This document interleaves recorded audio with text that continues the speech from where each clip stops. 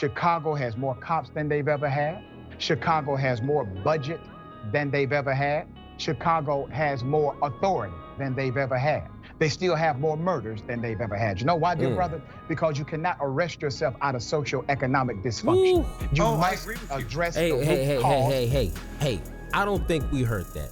Hey, thank you for watching Power to the Pod, where we are committed to an intellectual integrity and the moral honesty. I'm your host, Superior, and once again, thank you for watching. Now, in this video, we're going to watch another amazing debate, and of course, hands down, one of the most undisputed on Indisputed, Mr. Dr. Richey. Now, he is once again talking about police reform, Black Lives Matter, just laws and legislation that should have been, that hasn't been, and just the arguments that a lot of people who are either disingenuous or they are simply uninformed, and having these kind of conversations and watching these conversations can really help you when you're having these basic conversations with your friends, families, or coworkers.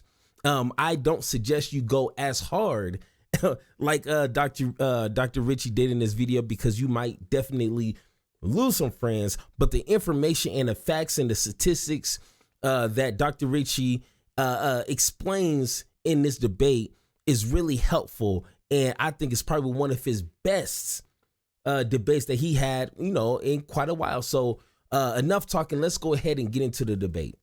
In the bullpen today, all right, we have CEO and actor, The Walking Dead, the slasher, among other things. Mr. Elon Shrolovich is on the program. Shrolovich. Yes, sir. Welcome. How are you? I'm good, thanks. How are you doing? Doing quite well. Thank you for being here. We're going to chop it up about police reform.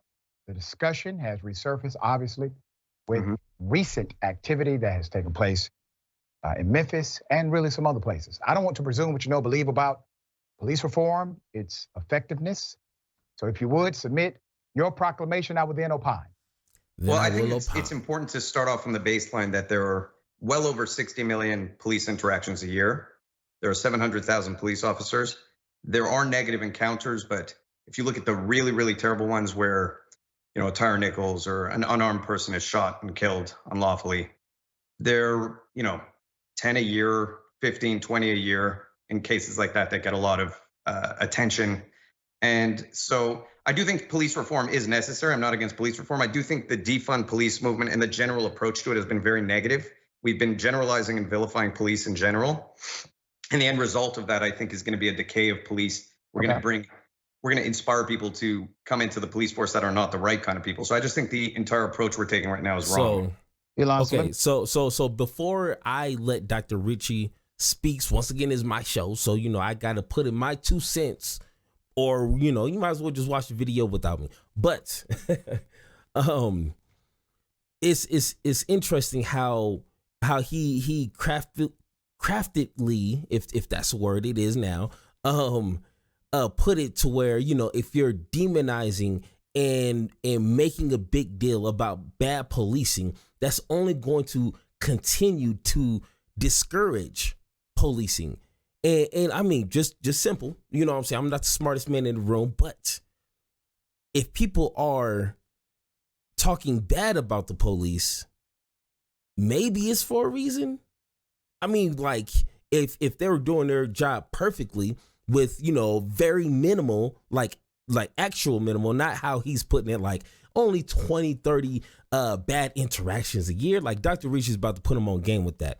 But then people wouldn't have such a big negative voice and stereotype when it comes to policing. And policing is not a new thing. This has been happening for years upon decades. You know what I'm saying? So it's not like something new that we just tried 2-3 years ago and we're already giving it a hard time and not giving policing a chance. Like, looking at the history into where it is now, I mean, it's not too hard to figure that out. So let me first give you an opportunity to correct yourself. You said in the beginning of your commentary, how many? again? Okay, I was talking about unarmed black men, the cases that become very popularized. So if you look, who gives a damn about the cases that are popularized, sir? No, that is the actual number of people per year. It's roughly lie. 10. That is a lie. Not a lie. I will give you an opportunity to correct yourself. So you're saying only how many again? 15 unarmed black men a year. If you look at the average. No, sir. Killed. Damn lie. Come on, man. You didn't even come prepared to have a real discussion. I did. So tell me what the number is. Go ahead and give me your source. The Bureau of Justice. The Bureau of Justice said only 15 unarmed people of color were killed by the police. Yes. Tell me what the number is. Okay. So I will provide. Okay. I will accept whatever number you give me. Thank you. I appreciate that Sure. because that actually pisses me off. The fact that you would think that really 15, and by the way, even if the number is small according to you, that number is big according to those families. You see, we don't weigh, understand this, brother. We don't weigh crime based on the numbers, even though your numbers are wholly inaccurate. We weigh it based on the community impact. We all agree that a murder has a deeper community impact than, let's say, somebody slapping you in the face. That is the reason the penalty is deeper. That's the reason why the punishment is stiffer, because the impact is greater. But let me go ahead. That's true. Hey, but before we continue, okay, so that's the best I've heard when someone is trying to explain statistics can and is important. Okay, I don't want to say statistics, analytics, stats, whatever is important. But if you don't look beyond the numbers, if all you're doing is Googling everything and all you're doing is just being a walking talking point, a walking Google, then you're worthless. Because if you can't figure out and dig a little deeper, then we can figure out, okay, it might just be 15, 20, 30, 40, 50 people a year. But how is that impacting these specific communities? It's big. That's why we've been having an issue with this upon decades, because how it impacts families, communities, and then when we raise our kids, we're already going to kind of give them our perspective and our kind of general bias when it comes to policing, and you're just starting this all over again. So policing is more than just data and numbers. I think Dr. Richey explained that beautifully. And back up to your original proclamation about 60 million interactions. Medical doctors have significant interactions with civilians on a regular basis. However, their industry is highly regulated. They must have malpractice insurance. And if they engage in negligence, there is a penalty and they have a duty higher than an average person. Meaning, that's true. There are things that you can do that if a medical doctor does, it is illegal because they have a higher standard of care. Sure. However, for police, it flips the other way. They have a lower standard of responsibility. They are granted immunity in particular cases where everyday citizens would not receive it. And they are protected from civil liability even when they step out of line with their particular job and the administration thereof. But let's get to specifics about the George Floyd policing and accountability. So essentially what he is saying is when it comes to the medical field, policing and other institutions similar to that, they are held, or excluding policing, everything else is held to a higher standard. And this is what I've been telling people for years. Just because I hate when people compare, black on black crime, civilian killing another civilian and policing killing a civilian, let alone an innocent, no weapon, causing no harm, killing. And people seem to forget that policing should be. Now, of course, it's not, because if it was, we wouldn't be having this discussion.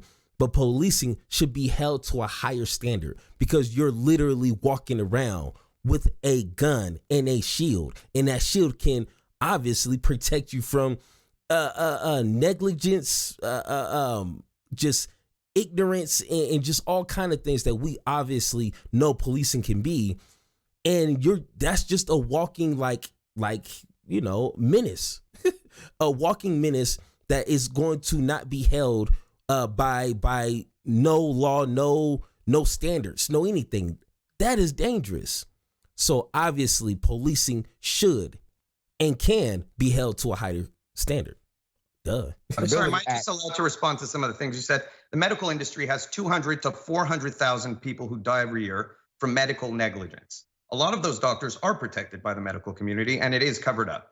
And by the way, if you want to talk about a systemically racist industry where people are mistreated due to the color of their skin, you would find that more in the medical industry, but we don't see the same kind of attack on the medical industry. Well, we do. Maybe. And wait, additionally, I just want to maybe from, hold on, brother, this is my show. Maybe from somebody else, but we are fair over here.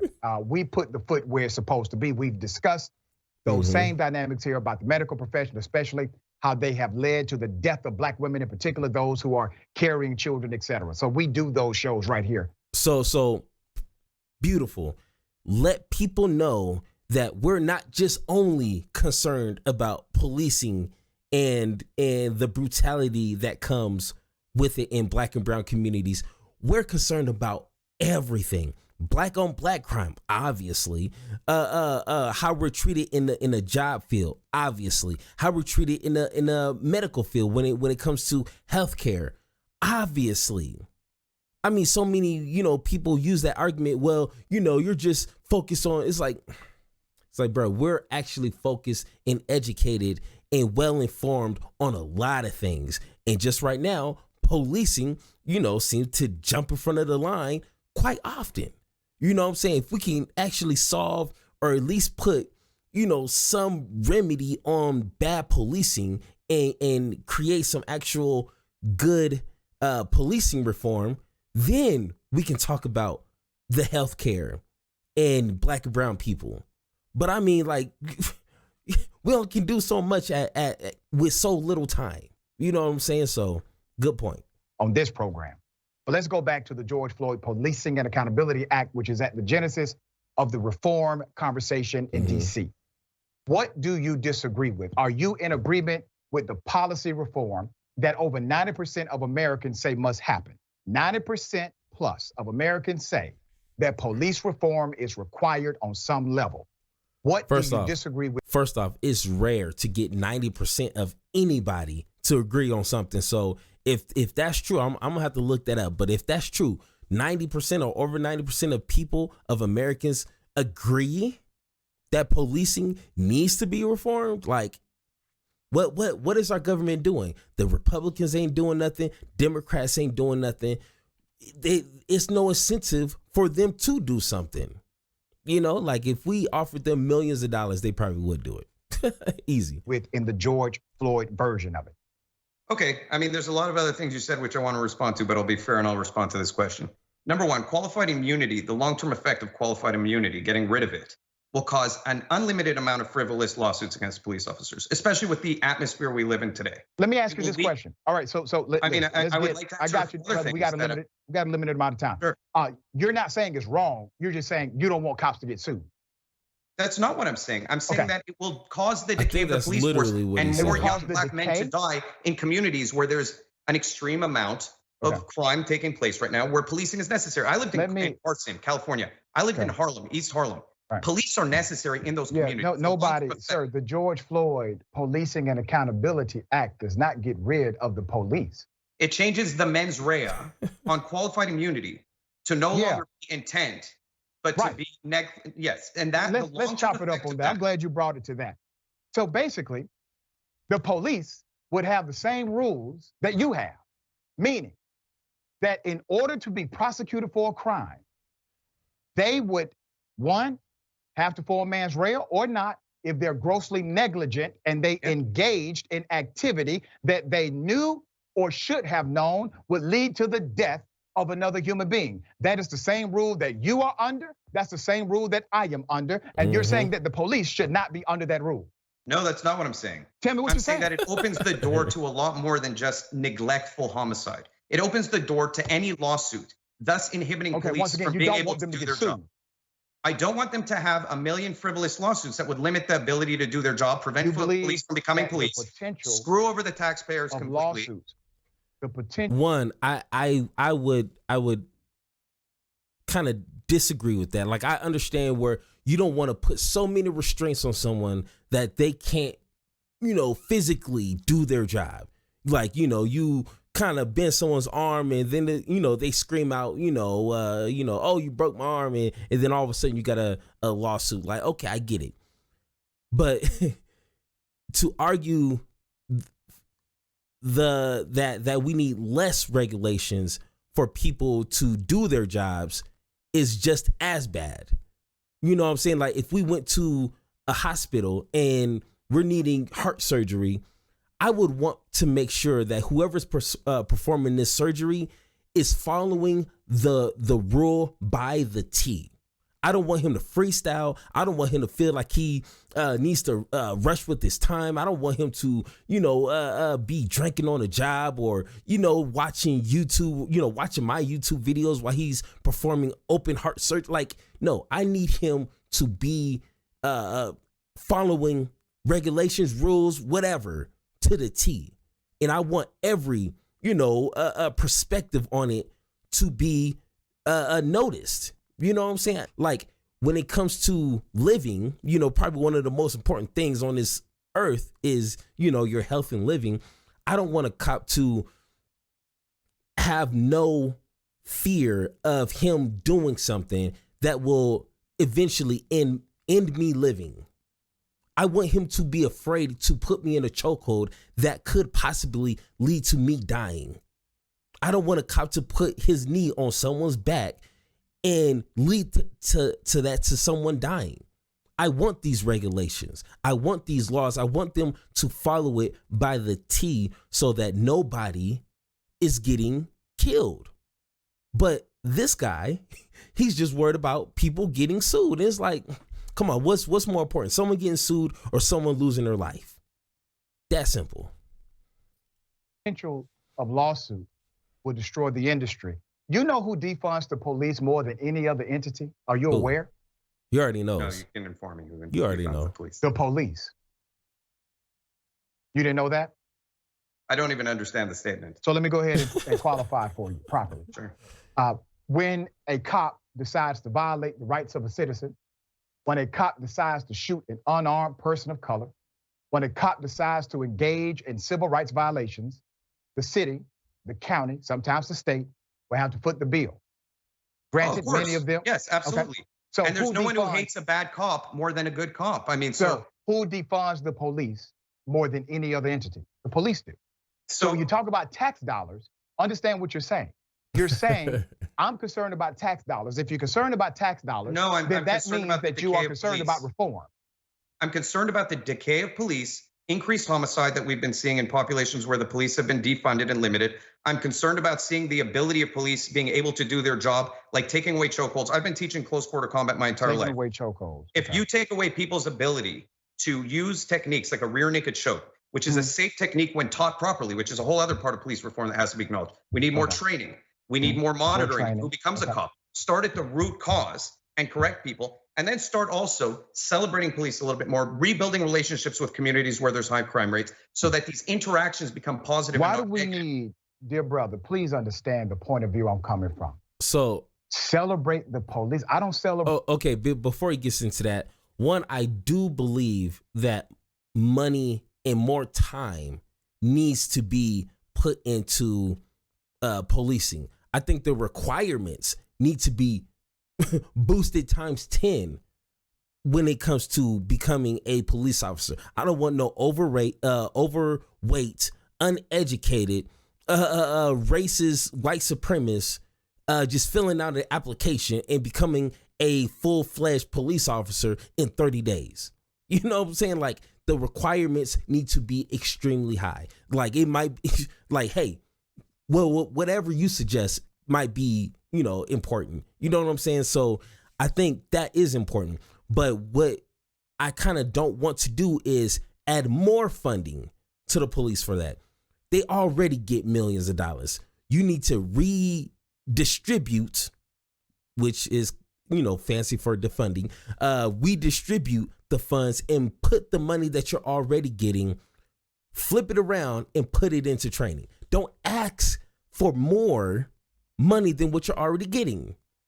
So, come on, work with what you got. You know what I'm saying? If regular people got to budget their money, I'm pretty sure policing in these departments can budget their money a little bit better instead of always asking for more. But that's a good point. Celebrate watershed management. I don't celebrate the person that deals with a government function of communication or a liaison relationship with Parks and Recreation. I don't celebrate them per se. I respect the fact they do their jobs well when they do it well, and I don't respect it when they don't. Okay, so I respect and celebrate our law enforcement, and I celebrate our military, the people who go out and risk their lives every day. I celebrate doctors who go into war zones and help people. There's a difference in terms of a job where you're putting your life on the line. The reform required to make sure communities are safer. I'm saying the reform that has to take place has to start at the root cause, which is rebuilding relationships with communities, which is offering more training to police officers, getting in cops who are actually proud to do the community say? What's that? You said that's the solution. What does the community say?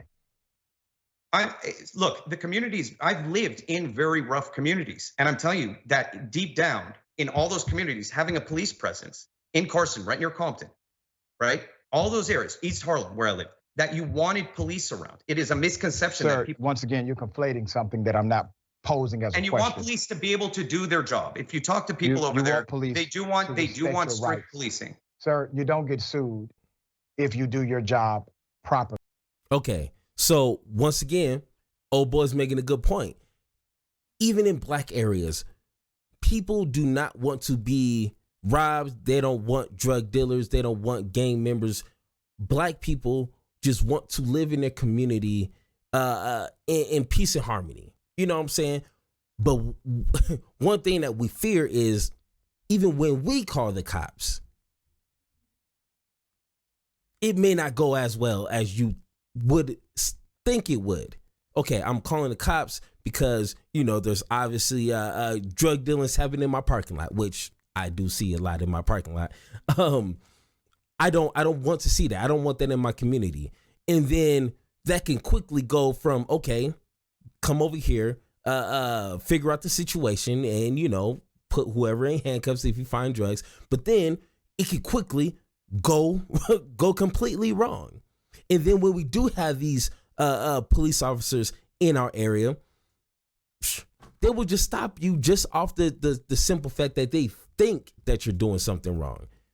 Plenty of examples with that. So it's a gift and a curse. It's like bittersweet. Like, we know policing needs to happen, obviously, but it's like you had the police and it's like, you don't know if you're going to be wrongfully targeted. You know what I'm saying? So it's a bittersweet answer. Why? Because if the suit is frivolous, it gets kicked out on the administrative dynamic of frivolous lawsuit. If you eliminate this thing called qualified immunity, which, by the way, do you know the origins of qualified immunity? Are you aware? No, sir. Okay. Qualified immunity started during the civil rights era. It was magnified so that white male police officers could have their personal assets protected as they bashed in the heads of black children. So that when they sued those cops in federal court, the cops' assets, the home, the car, etc., was protected from civil liability. That is the reason you have qualified immunity on steroids in this nation. Remember, understand the origin of a thing, you can understand the nature of a thing. That's number one. Number two, Chicago has been arresting people at record rates for 11 years. Chicago has more cops than they've ever had. Chicago has more budget than they've ever had. Chicago has more authority than they've ever had. They still have more murders than they've ever had. You know why, dear brother? Because you cannot arrest yourself out of socioeconomic dysfunction. You must address the root cause. Hey, I don't think we heard that. What Dr. Richey just said right here, and this is why I love the way that he crafted this. He broke it down to where anyone with ears can understand. Let's go ahead and hear that one more again. they've ever had. They still have more murders than they've ever had. You know why, dear brother? Because you cannot arrest yourself out of socioeconomic dysfunction.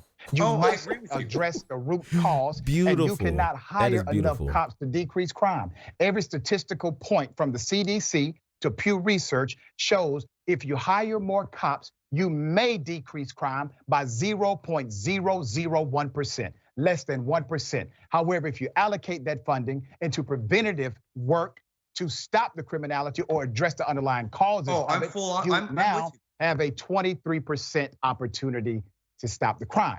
So why are we not talking about defund the police in agreement then, dear brother? Taking some of that money out of the police department and putting it to the programs that work. That's a public safety model. I do agree fully that we should be putting money back into communities. 100%. We should be creating opportunities in the communities. Okay. And I do believe that if we could solve the problem of increased crime rates in the communities, that you wouldn't need as aggressive policing. But where we are today, it's proven that aggressive policing does reduce homicide. It is a fact. I live. Okay, show me that. Wait a minute. Just show me where that's at. Aggressive policing reduces homicide. Go back to Giuliani's era of policing in New York, which, by the way, I'm not all for. By the way, I'm just saying it is a fact that crime dropped tremendously. I'm not sure if he wants to point out Giuliani's what is it? Broken windows. Oh, I don't think that's the best example he wants to use. What is Jesus? What does that mean? Well, violating a person's rights? What do you mean by that? No, I mean police on the streets in areas where there's high crime rates, arresting people for crimes that they actually commit that don't need to be serious crimes. You see it in things like when we do away with what we've done right now in Los Angeles and California in general. You're seeing an increase in crime there because you're letting people get away with petty crime, which creates an atmosphere that it's okay to get away with more severe crimes. And criminals who start with that will slowly escalate into more severe crimes. And so, yes, it's proven that more aggressive policing, if you arrest people on the street who are doing graffiti, who are doing things or pickpocketing people or doing rough things, that those people in an environment where there is a higher crime rate will stop doing those things. It has an impact on the crime rate in that environment. Think again, I don't think defunding the police has any solution long term other than increasing homicides in neighborhoods. I think he's kind of conflating two different scenarios or two different arguments. No one is saying police should let people graffiti on the side of somebody's home or business. We're not saying policing should let people pickpocket or, do petty crimes as, shoplift at a store. I don't think anyone's advocating for that. And if they are, they're idiots. If I'm a business owner, I don't want the police just to let people run through my store, take what they want without paying. That's not what we're saying. We're talking about policing when it's done bad. He talked about Giuliani,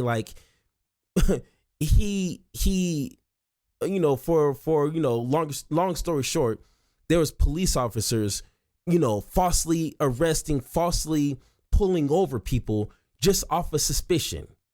And, it was some stats or, saying very little positive was, came out of that.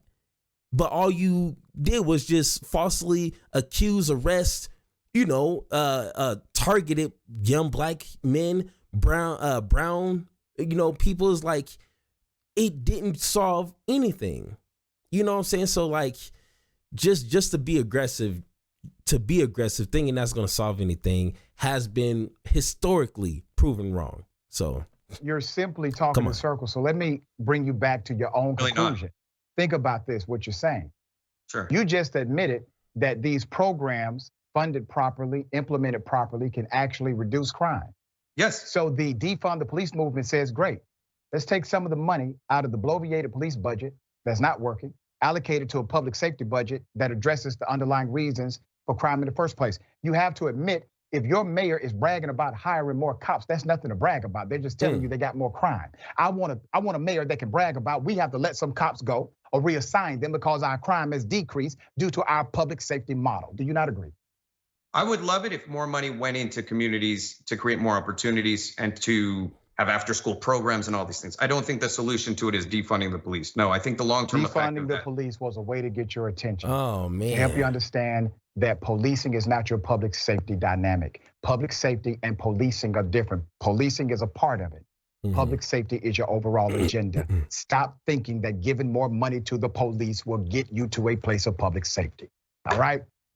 And let me go ahead and flip this here. So it just blows my mind. Like it felt like he either didn't want to acknowledge, or for whatever reason his mind isn't allowing him to understand defunding the police isn't physically getting rid of police departments, physically firing police just because.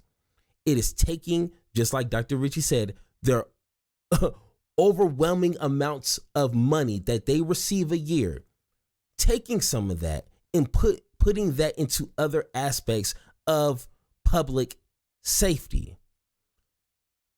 We've tried giving millions upon millions of dollars, just like you said, Chicago. I'm pretty sure other parts of the country, and it is not working. Throwing more money and throwing more police officers is not fixing the problem. I have no idea why people don't understand that, but it's stuck in their brain, stuck in their mind that defund the police means firing, physically removing police out of areas. That's not what that means. But once again, let me know what you think in the comments down below, and let's have that conversation. Thank you for listening, and don't forget to join the conversation by subscribing. Make sure to tune in next time, and like always, power to you, power to me, power to the people, power to the pod.